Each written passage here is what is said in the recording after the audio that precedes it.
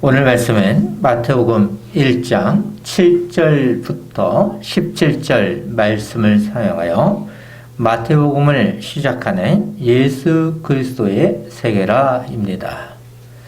지난주 강설 제목과 같습니다. 복음이란 말 그대로 좋은 소식입니다. 또한 복된 소식입니다. 좋은 소식이며 복된 소식인 예수 그리스도는 2000년 전에 성육신으로 오셨습니다.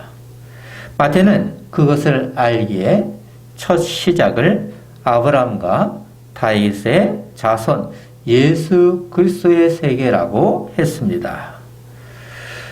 마태가 이렇게 좋은 소식을 전하는 이유는 누구든지 예수 그리스도를 믿기만 하면 하나님의 자녀가 된다는 것입니다.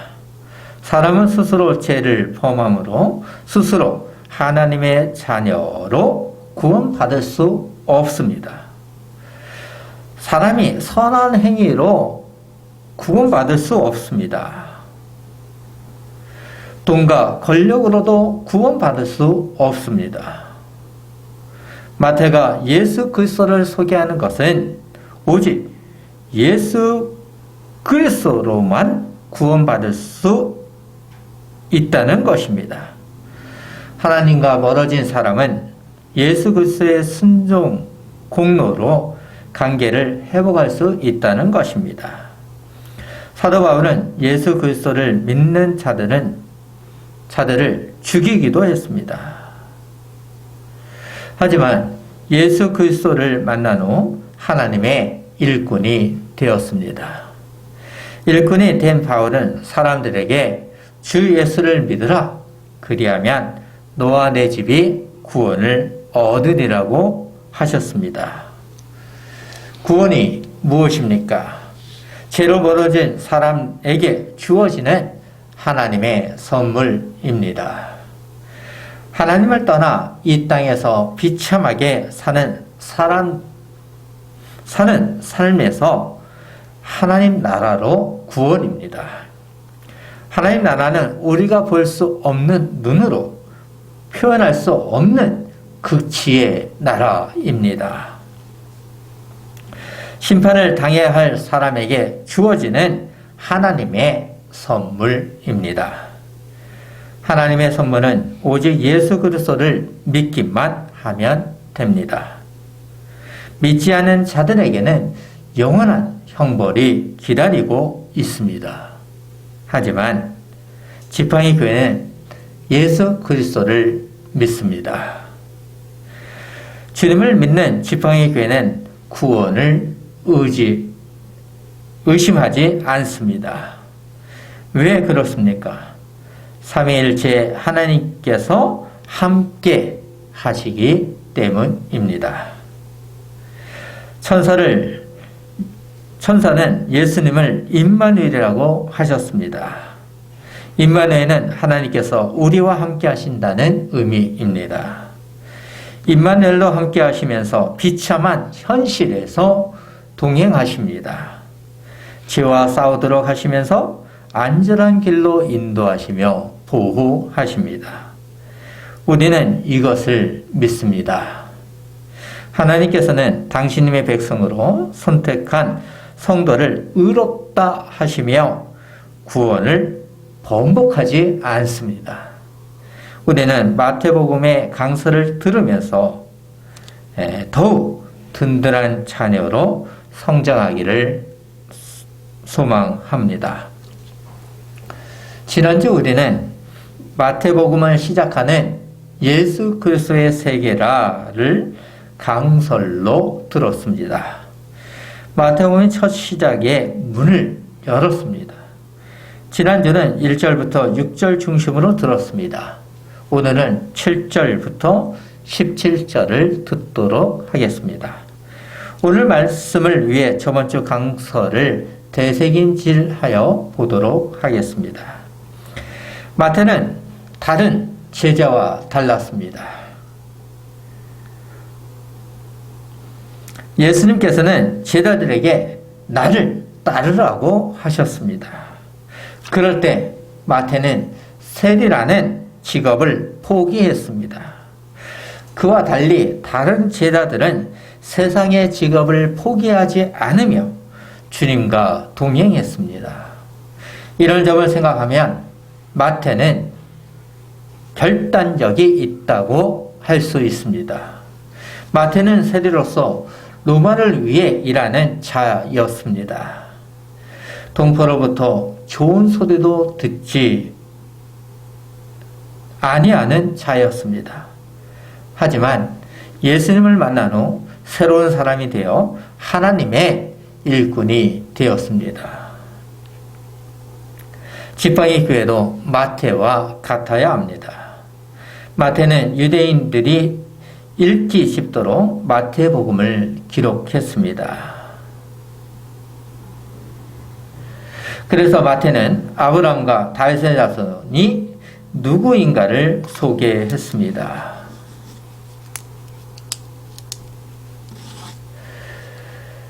그래서 마태는 아브라함과 다윗의 자손이 누구인가를 소개했는데 바로 그분이 메시아이기 때문입니다. 다윗을 거쳐 아브라함에게까지 거슬러 소급함으로써 메시아에 대한 역사적 근거와 배경을 제시했습니다.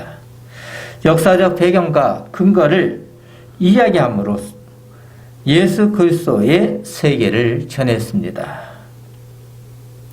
마태복음을 통해 예수 그리스도의 내용과 의미를 드러낸 것입니다. 유대인들은 아브라함과 다윗은 위대한 조상이었습니다. 우리도 마태가 기록한 마태복음을 통해 메시아가 누구인가를 알 수 있었습니다. 그렇기 때문에 신약복음에서 마태복음의 위치는 아주 중요합니다.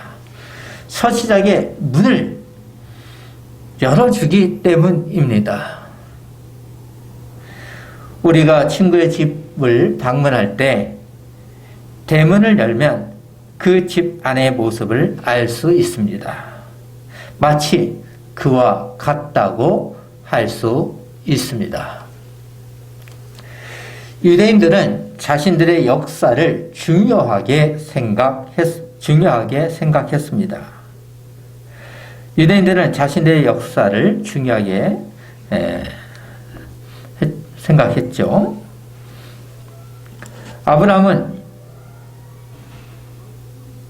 아브라함을 이야기하는 것은 이스라엘 역사의 출발점과 같습니다.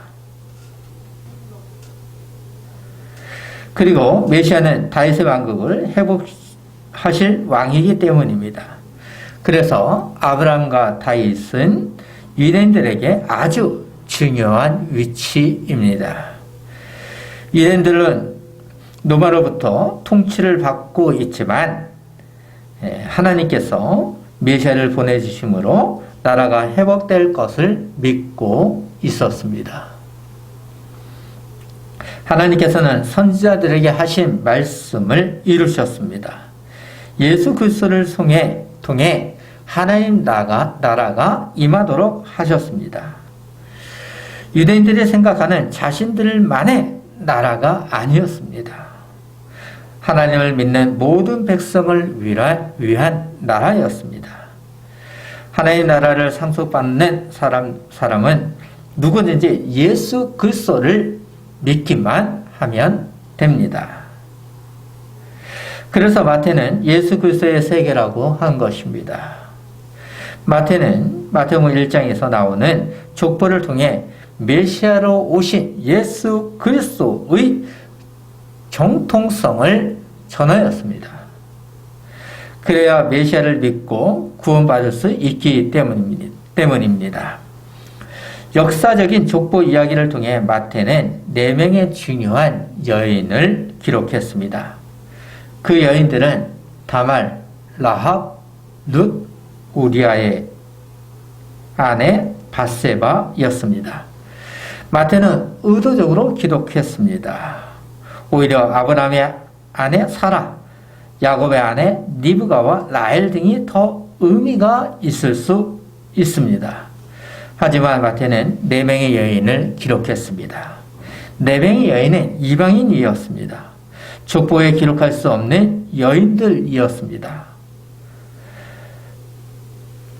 족보에 기록한다는 것은 상상할 수 없을 정도였습니다. 하지만 마태는 족보에 기록했습니다. 여인들 중에 마태는 다윗의 왕의 부인인 밧세바요 솔로몬의 어머니였지만 우리아의 아내라고 기록했습니다. 간접적으로 우리아의 아내라고 한 것입니다. 마태가 이렇게 기록한 이유는 하나님의 역사와 배경은 인종을 초월하여 구원하신다는 메시지입니다. 누구나 예수 그리스도를 믿기만 하면 구원의 선물을 받는다는 것입니다.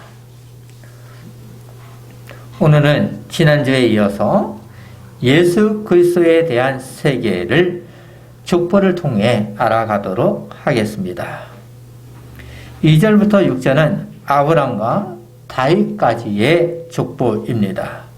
오늘은 7절부터 11절까지 왕정시대인 다윗 왕에서부터 바벨론 포로기까지를 알아가도록 하겠습니다. 그런 후 12절부터 16절까지 바벨론 포로에서 예수 그리스도까지 배우도록 하겠습니다. 마태는 족보에서 각 세대를 조직적이고 기억에 남는 분들을 기록하므로 자신이 전하고자 하는 것이 무엇인지 알도록 했습니다. 마태는 7절부터 11절에서 이스라엘의 역사가 계속 하락하는 시기를 기록했습니다. 우리는 이 시대를 왕정시대라고 합니다. 왕이 통치하는 시대였지만 오히려 이스라엘의 역사가 하락하는 시대였습니다. 왕이신 하나님을 버린 대가였습니다. 이 시기는 이스라엘의 위기에 처한 시대였습니다. 진정한 왕이신 하나님을 떠난 결과였습니다. 마태는 왕의 족보에 이야기하면서 예수 그리스도는 왕의 후손이라는 사실을 알도록 합니다. 여기서 나오는 왕들 가운데는 선하고 의로운 왕도 있었지만 악하고 불의하고 하나님을 떠난 왕도 있었습니다. 마태는 이런 왕들을 족보에서 교차적으로 배치했습니다. 이렇게 기록한 이유는 하나님께서는 사람의 분이함 가운데에서도 당신의 언약은 신실하다는 것입니다.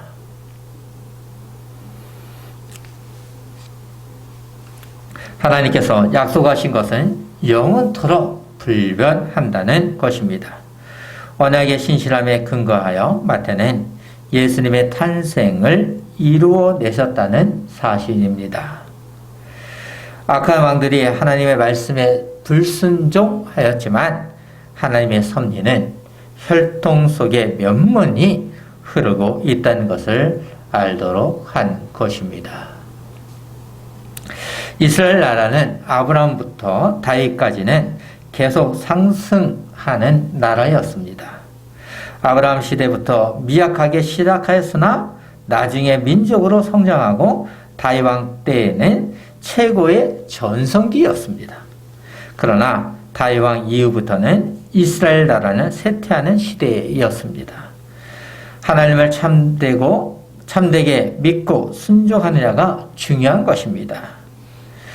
하나님께서 선지자들을 통해 경고하시고 책찍질을 해도 불순종했습니다. 그 결과는 비참했습니다.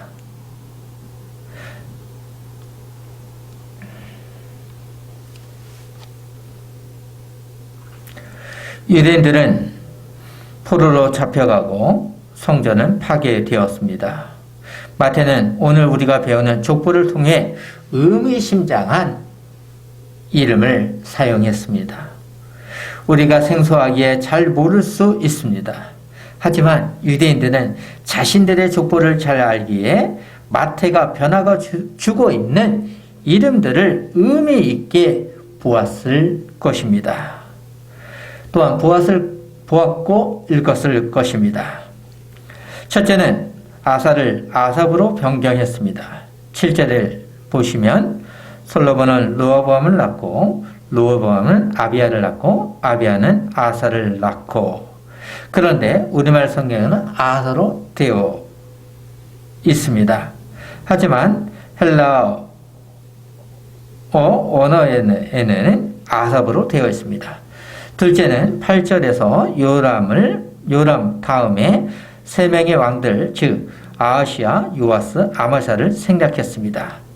3대의 왕을 생략했습니다. 셋째는 10절에서 아몬을 선지자로 아모스로 바꾸었습니다. 아몬을 아모스, 우리말에는 아몬으로 되어 있으나 원어는 아모스입니다. 넷째는 11절에서 여고냐, 즉 여호와긴 앞에 요아김을 생략했습니다. 왜 마태는 이렇게 한 것입니까? 우리말 번역처럼 원래 이름을 사용하는 것이 좋을 수도 있습니다. 하지만 마태는 아사 왕을 선지자적 시편 기자인 아삽으로, 아몬 왕을 선지자 아모스로 변경했습니다. 사실 두 명 다 선지자이기도 합니다. 왕의 족보에서 시편 기자와 선지자로 사용한 이유가 있었습니다. 그것은 선지자가 주로 한 사역과 관련된 것입니다. 선지자는 심판을 경고했습니다. 유대인들은 왕들의 이름을 잘 알고 있었습니다. 마태가 왜 이렇게 변경한 것에 대해 의문을 가졌을 것입니다. 마태의 의도를 알았을 것 같습니다. 몰랐다면 서로 논쟁을 하며 알고자 했을 것입니다. 선지자는 자신이 사역하던 시대에 하나님의 심판을 경고했습니다. 하나님의 공의와 정의 등을 전하였습니다. 이런 점을 생각하면 마태는 예수 그리스도의 세계라는 족보에서 하나님의 심판이 있다는 메시지를 전하고자 한 것입니다.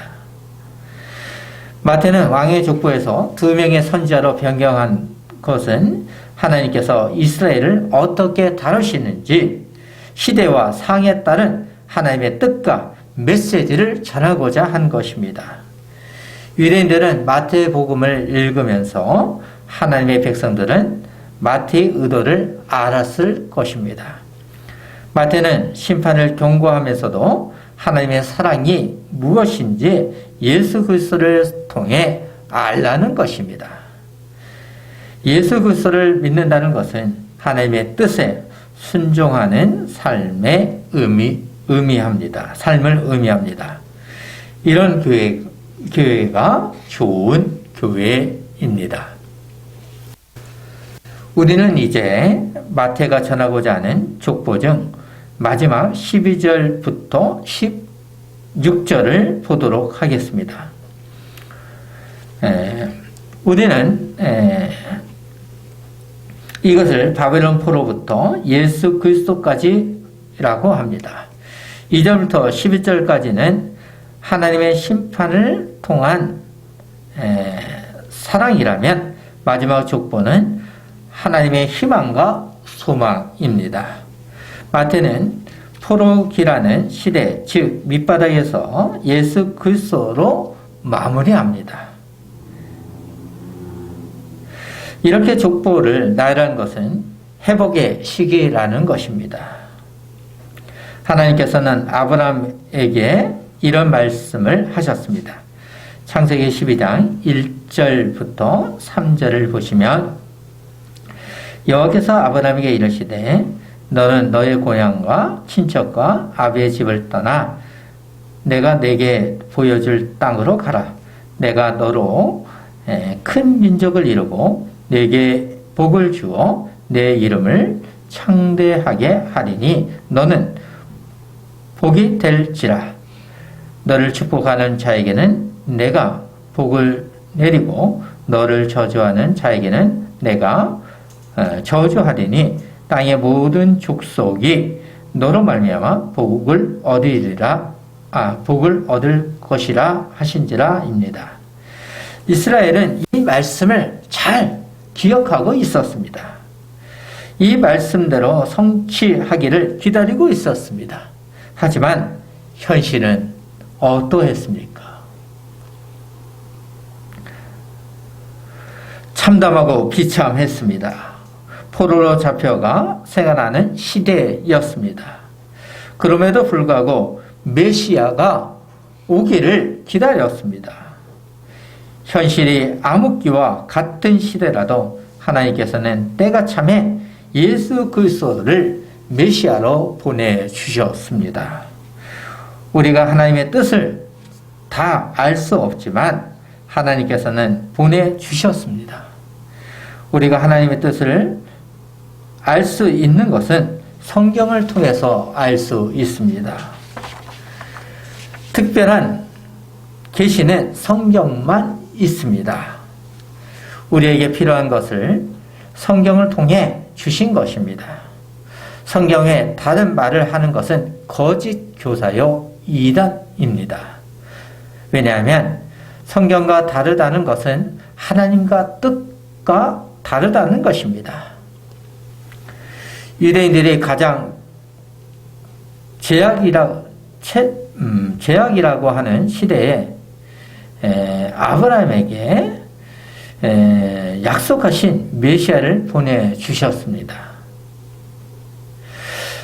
하나님의 약속은 언젠가 꼭 이루시는 것입니다. 하나님의 약속은 현실의 암흑기라도 꼭 이루시는 분신이십니다. 참된 성도가 해야 할 일은 믿음으로 믿는 것입니다. 하나님을 믿는다는 것은 순종이고 의지하는 것입니다. 믿음은 하나님의 백성이 가져야 하는 기초입니다. 마태는 아브라함으로부터 시작한 족보에서 마지막 16절에서 마무리합니다. 16절을 보시면 야곱은 마리아의 남편 요셉을 낳았으니 마리아에게서 그리스도라 칭하는 예수가 나시니라. 마태는 예수님께서 성신으로 오신 것을 위해 신적인 기원을 강조했습니다. 2절부터 6절에서는 이방인 여인을 기록했지만 16절에서는 이방인이 아닌 유대인이었습니다. 왜 이것이 중요한 것입니까? 마태는 예수님의 아버지가 요셉이라는 것을 기록했습니다. 그런 후 어머니 마리아를 기록했습니다. 그런데 마태는 마리아에게서 그리스도라 칭하는 예수가 나시니라를 사용했습니다. 여기서 나시니라는 신적 수동태라는 단어를 사용했습니다. 예수님께서는 하나님에 의하여 자연적인 방식으로 독특하게 성육신으로 오셨다는 것입니다. 어머니가 마리아 즉 자연적으로 출생한 것이 아니라 우리가 이해할 수 없는 방식으로 오셨다는 것입니다. 우리는 이것을 성육신이라고 합니다. 이 내용은 다음 주에 배우도록 하겠습니다. 왜냐하면 마리아와 요셉의 출생 과정을 다음 주에 다루고 있기 때문입니다. 예수 그리스도는 필연적으로 요셉과 아무런 관련이 없지만 족보에 기록하는 것은 혈통적으로 이어받고 있다는 것입니다. 마태는 족보에서 낳고라는 단어를 사용했습니다. 그런데 16절에서는 동정녀 탄생을 강력하게 이야기하기 위해 낳고라는 단어를 사용하지 않았습니다. 마리아에게서라는 것을 사용했습니다. 사람이 출생한 것이 아니라는 것입니다. 마태는 족보를 통해 하나님의 사랑과 심판 그리고 회복의 믿음과 소망을 메시지로 기록했습니다. 하나님께서는 당신님께서 언약하신 것을 꼭 이루신다는 것입니다. 지팡이 교회도 마태가 기록한 복음을 통해 바르게 믿어야 합니다. 이제 우리는 마지막 구절인 17절을 보도록 하겠습니다. 그런즉 모든 대수가 아브라함부터 다윗까지 연례되어 다윗부터 바벨론으로 사로잡혀 갈 때까지 연례되어 바벨론으로 사로잡혀 간 후부터 그리스도까지 연례되더라. 여기서 마태는 신학적 의미를 이야기합니다. 족보에 대한 요약을 한 것입니다.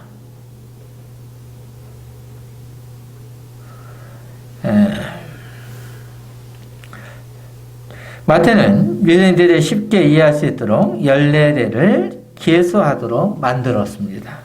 왜 마태는 이렇게 연례대시 기록한 것은 외우기 쉽도록 하기 위한 것입니다. 그리고 쉽게 이해할 수 있도록 한 것입니다. 마지막으로는 7이라는 완전수에서 2번 곱해서 14가 되도록 했습니다. 예수님의 족보는 완전성을 강조하기 위해 쓰인 방식입니다. 하여튼 마태는 예수 그리스도가 메시아라는 것을 가리키고 있습니다. 하나님께서 약속하신 것을 이루셨다는 것입니다. 마태는 예수 그리스도께서 메시아라는 것을 설득력 있게 전했습니다. 왜 메시아가 이 땅에 오셨는가를 전했습니다. 그것은 하나님께서 당신님의 나라로 회복시킨다는 것입니다. 마태는 그것을 알기에 하나님의 사랑과 희망과 소망을 믿으라는 것입니다. 아무리 암흑기라도 하나님께서는 당신의 백성을 지키신다는 것입니다. 이것이 우리에게는 소망입니다. 예수 그리스도의 세계는 단순히 혈통의 족보가 아닙니다. 단순히 일어난 역사를 마태는 기록한 것이 아닙니다. 족보 안에 담긴 메시지를 보아야 합니다. 마태는 역사를 통해 하나님께서 메시아를 통해 구원하신다는 것입니다. 예수 그리스도를 통해 구원한다는 것이죠. 마태는만 그런 것이 아니라 성경의 저자는 동일한 마음으로 하나님을 전했습니다. 우리는 하나님의 온전하신 뜻을 알 수 없습니다. 그렇지만 하나님의 뜻이 이루어지도록 기도해야 합니다. 그래서 주님께서는 기도가 무엇인지 가르쳐 주셨습니다. 우리는 이것을 흔히 주기도문이라고 합니다. 마태가 전한 메시지를 통해 우리는 성경 안에서 하나님의 뜻을 알아야 합니다.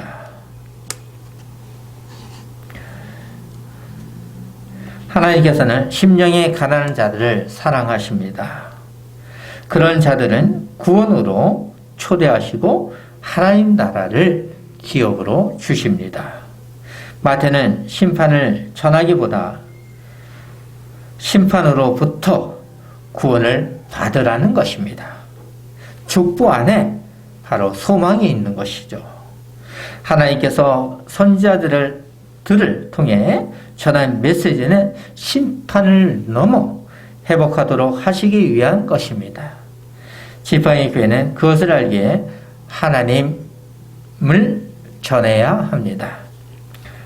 마태는 족보를 통해 예수 그리스도가 메시아라는 것을 소개했습니다. 이렇게 했던 이유는 하나님의 역사를 알라는 것입니다. 사람의 죄악으로 하나님과 멀어졌지만 하나님께서는 당신님의 백성을 사랑하신다는 것입니다. 그래서 하나님께서는 메시아를 인간이 이해할 수 없는 방식으로 보내어 주셨습니다. 메시아이신 예수님께서는 임마누엘로 우리와 함께 하십니다.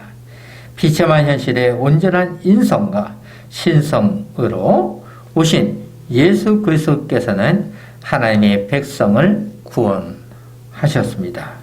우리는 이런 주님을 믿고 있습니다. 주님께서 다시 언제 재림의 주로 오실지 모르겠지만 주님과 동행하는 삶이 되기를 소망하며 기도로 마무리하겠습니다. 기도하겠습니다.